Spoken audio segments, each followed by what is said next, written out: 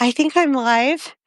It says I'm live and also that I'm unstable. The internet connection is unstable. I'm on a walk, as you can see, so hopefully this isn't glitching. This is a spontaneous live, and I'm trying targeting it again, practicing that. So this is only going to subscribers of Dana Dubois Writes.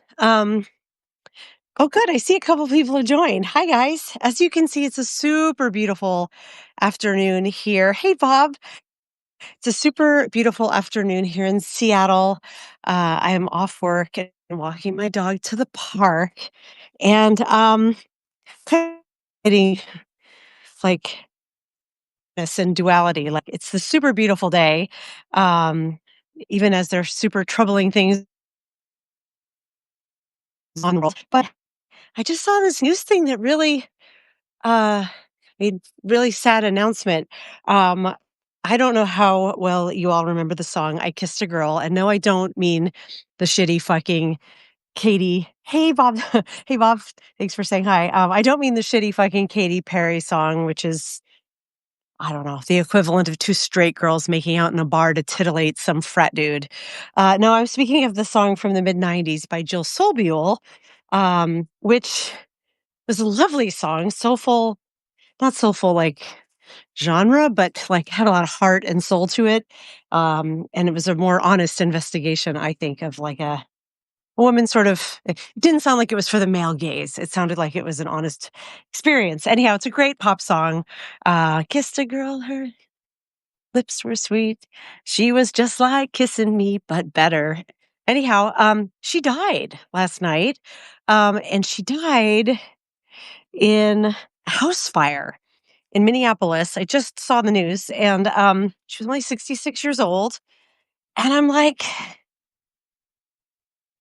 why was Jill Solbuel not the super famous one and Katy Perry is?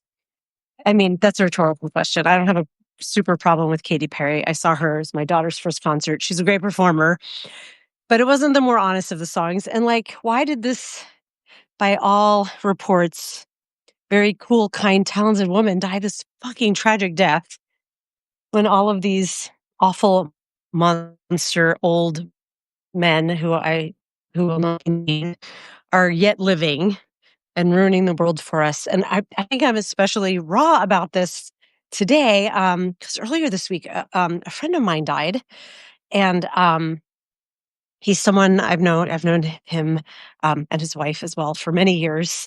But two of my best friends are best friends with them. So you know what I mean? How like you're friends with someone, but you share best best friends.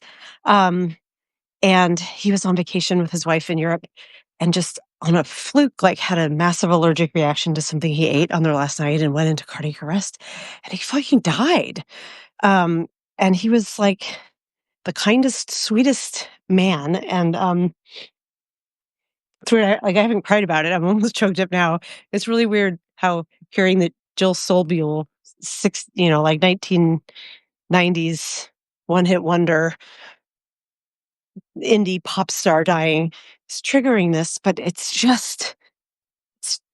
fucking unfair. I mean, my friend, I think he was 51. He turned 50 when Depeche Mode was in Seattle because he and one of my best friends went together and they had second row seats because he bought tickets for everyone who he was with to celebrate his birthday because he was a kind and generous person like that with excellent taste in music. And just, it's weird to be getting, this is like just me free forming. So sorry, this isn't making a lot of sense, but it's strange to be getting to an age where um, people start dying. Friends, famous or somewhat famous people known in one's youth. But these folks are not that old. These are Gen Xers. Well, I guess if she was 66, she was a young boomer, but whatever. She was very young to die. And to die in a fucking house fire or from a stupid allergic reaction while traveling, like it is unfair. And uh, it is very sad. Do you guys remember the song I'm talking about, Jill Solbuel? would I should maybe if I post this, I'm not sure if I'm going to post the recap of this because I'm not sure how good the sound quality is since I'm out walking. Um, but if it's good enough and I post it, I will share the video for the song as a tribute because yes, I've heard the rest of her stuff is good. I have not listened, but she had one song that made a big impression on young adult, impressionable me. Oh, anyhow, the world is a weird, very weird place right now. And uh, God, my dog is, is like tugging me every which way. Which way do you want to go, Kira?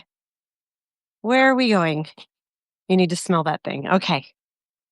You're headed to our favorite park because this is kind of the first very beautiful day in Seattle. And my friend, who is really close friends with the man who died, she just had something really good happen that she worked really hard for this week. She started a new job, kind of her dream job. And this man died the night before she started. And she said something to me like, I just think sound is okay, video fine though jerky. Oh, am I like, yeah, that happens when I'm out walking. But when my friend said that was really wise and sad, I'm paraphrasing it, but it was something like, I just am starting to think I no longer get joy in my life without there being like a consequence, something to cloud it. And uh, I don't like to think of it that way. But perhaps there is an element of that, of like the universe balances. But that one was not fair. That was not an even trade that anyone would have made. And also, why did Jill Solbiel die in a house fire? That's just, why is it that that's hitting me so hard? I don't know, but it is. And there's no water in there, sweetie. I don't think. Maybe there is a little. That's filthy. Dogs are really disgusting. Talk about uh, contradictions. Like, I love this little creature so much, and she's so gross. Why do we love these little joy and sorrow are not transactional? You are not wrong about that, and we don't get to choose when these are hitting us. But yeah, it's a strange thing, and I like to think of it as being able to find joy in spite of the negatives. That's true. I definitely you have to keep going. You have to appreciate this. Can you see how bright it is here? We Seattleites are like, the orb in the sky. Where I'm not used to, oh, see, this is better. Dappled sunlight through this beautiful, look how beautiful this tree is. It matches my hair. See that? Look, it's like this is a photo shoot just for me. Hi. Um, anyhow, yes, you have to notice these beautiful days, even when there is sad news, right? Right. Um, I think it's weird. This is my second time going live today. I think a lot of you know that Lawrence, my best friend, one of my best friends, I'm lucky to have multiple people with whom I use that title.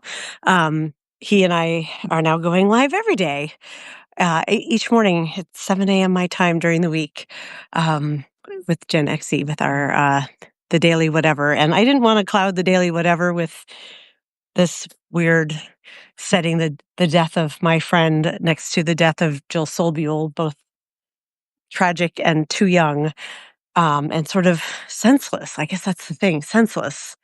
When it feels like,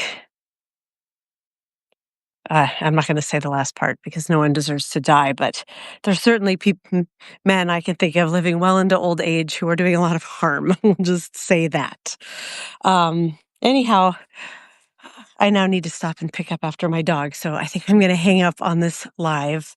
I appreciate you all joining me for my late afternoon existential angsty video broken up live. Tomorrow morning, Lawrence and I will be on on Gen XE Live, and it's Fucked Up Friday.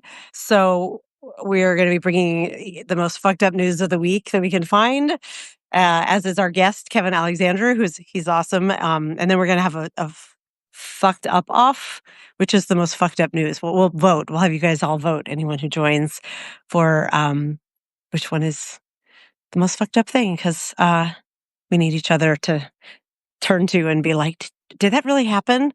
Because the one I'm bringing is really, did that really happen? I see you waving, Bob. Take care, everyone. Hug your pets, hug your friends, metaphorically hug your favorite 90s pop stars, and see you later. Bye, everybody.